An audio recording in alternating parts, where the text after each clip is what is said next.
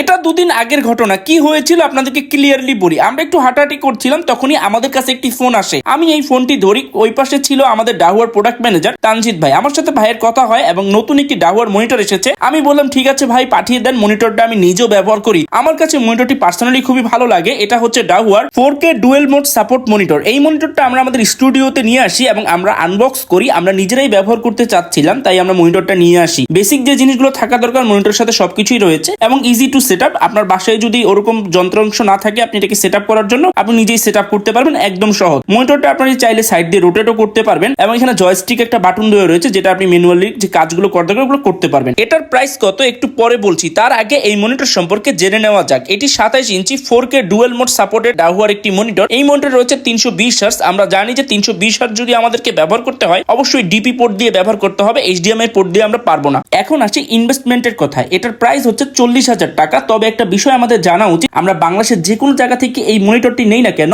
আমরা পিসি পাওয়ারের 4 in 1 combo, keyboard, mouse, headphone, mouse pad এরকম একটি কম্বো পেয়ে যাব গিফট হিসাবে।